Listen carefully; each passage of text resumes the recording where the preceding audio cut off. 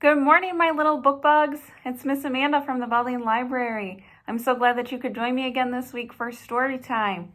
As you may know, these past couple weeks, Parker and I have been raising caterpillars, and we got to watch them transform into tiny baby caterpillars into magnificent, beautiful butterflies.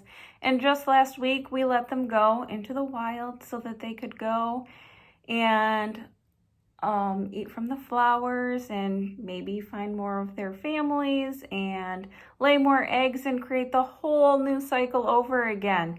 So that was really fun for us. If you followed along on our Facebook page and with our newsletter, you probably got to see some of their transformation with us. It was a lot of fun. It was sad for us to let them go, but I wanted to introduce you guys to someone new that Parker brought home. She's always getting into crazy stuff, her and that Oma of hers. They brought me home this little guy. Do you see him? He's a little painted turtle, and his name is Sal. So you guys can check in with us from time to time to see Sal as we watch him grow. And hopefully we can help him grow into a big, strong turtle before we let him go again someday. Isn't he so cute? He's tiny, tiny. Whoop. Parker found him at the park and decided to bring him home to me. So I'm kind of happy. I like him. I hope that you guys like him too. I hope that maybe he can start joining us for story time sometimes. So this week I have 2 stories to read to you. And they just kind of go with the season of planting and growing and springtime. Our first story that we're going to read today is called If You Plant a Seed. Words and paintings by Kadir Nelson. And this was published by Blatzer and Bray, an imprint of HarperCollins Publishers. If you plant a tomato seed, a carrot seed, and a cabbage seed, what do you think would grow? In time, late at night they're reading, and there's the rain. And with love and care, tomato, carrot, and cabbage plants will grow. See, there's big tomatoes, and there's carrots, and there's cabbage. Which is your favorite? Do you like tomatoes or carrots or cabbage? Rabbit likes the carrots, and the mouse likes the tomatoes. Uh-oh. Look who's come.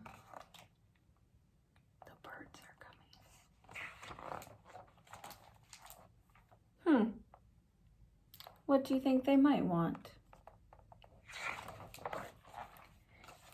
If you plant a seed of selfishness in a very short time, it will grow and grow and grow.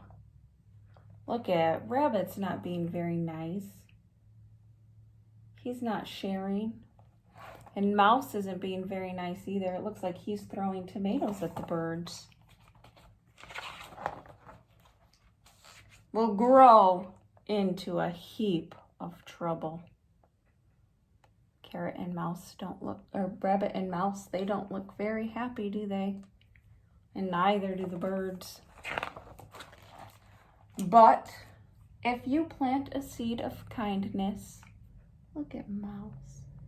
He's going to share his tomatoes. In almost no time at all, the fruits of kindness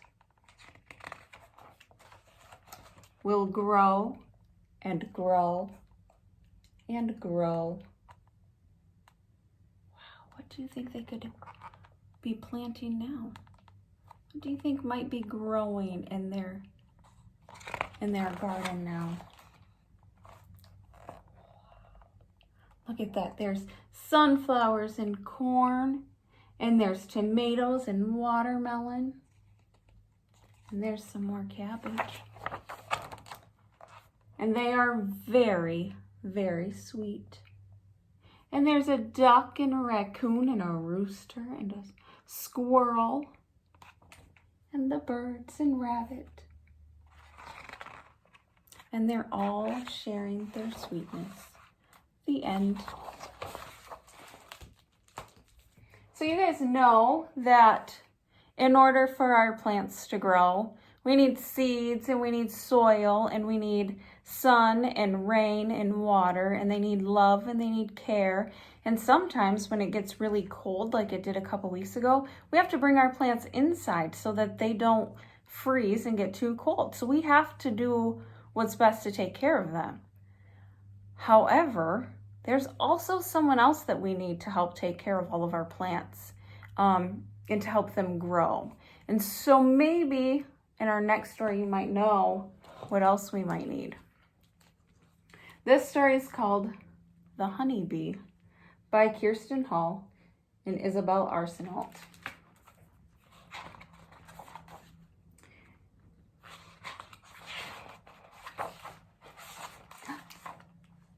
A field, a tree, climate, and sea. What do you think you might see if you climbed all the way to the top of that tree? For miles all around you grow wild and free. Flowers. Lots and lots of wildflowers. Do you hear it? You are near it. It's closer, it's coming, it's buzzing, it's humming. What could it be? A bee! 4 tiny wings, they buzz and they sing. They're clapping and flapping, the busy bees lapping. Lap, tap, tap, tap. Searching, perching. What could they be searching for? This one! This is the flower the bee has chosen. This is the flower the pollen grows in. This is the flower, its color so bright. Its sweet blooming scent calls the bee from its flight. Such a long trip, it's time for a sip. Sugary, watery. Nectar. There now, it drills now. The bee sips and spills now. There now, it swills now. It sits oh so still now. Do you see that bee right there? He's covered in the pollen of the flower. There now, it fills now. It's back to the hill now. More pollen, more nectar. It's mealtime. Buzz, buzz. Buzz, buzz. A crowd, swarming and teeming and loud, flapping, flying, landing, prying. All of this nectar, it's ours, it's ours. They work on the flowers for hours and hours until little bees with heavy sacks, lifting, shifting, turning back. Zoom they race, zoom they chase, zoom they zoom and pick up the pace, and then zoom, they see it up ahead. Where do you think all those tiny bees could be going with all of their pollen and all of their nectar? Our hive, our hiding place. Watch them arrive. Watch how their hive buzzes alive. Bzzz. Look at their big beehive. Where are the flowers you found today? Dance for us, foragers. Show us the way. A dance begins. Waggle, wiggle, the dance is lovely, tremble, jiggle. The dance goes straight now in a line, a figure 8, its final sign. See it? Oh, now we know where to go. Thanks for the secrets and thanks for the show. New foragers leave on a searching mission while house bees march forward with hungry ambition. Chew, chew, that's what we do. We suck out the nectar, we suck it straight through. Chew, chew, we're changing its makeup. We're giving the nectar a chemical shakeup. Chew, chew, we make it like glue. Make it thick, make it stick, make it slick, make it new. Chew, chew, chew, chew. At last we're finally through. But there's more to do at home. They fill the honeycomb. They jam its cells with nectar plaster, then rev up their engines and beat their wings faster. Whoosh! They're strong despite their size. Swoosh! The nectar cools and dries. It's getting thicker now. Wings move quicker now. Fan fast, pump blast. We did it. We did it. It's honey at last. And now, to keep it safe, tiny honey cells are kept. Liquid gold is sealed and trapped. And only when it's needed most, a hungry day, will these vaults be tapped. So now these bees have all worked together to make lots of honey inside of their hive. Outside the hive comes shorter days, cooler winds and softer rays, fewer eggs to birth and raise. With the queen less busy, the hive's less buzzy, and bees amassed all soft and fuzzy. Come now, rest, join our nest, huddle and cuddle, the winter's our test. Okay, so now they're all gonna go inside and they're going to sleep because it's winter now.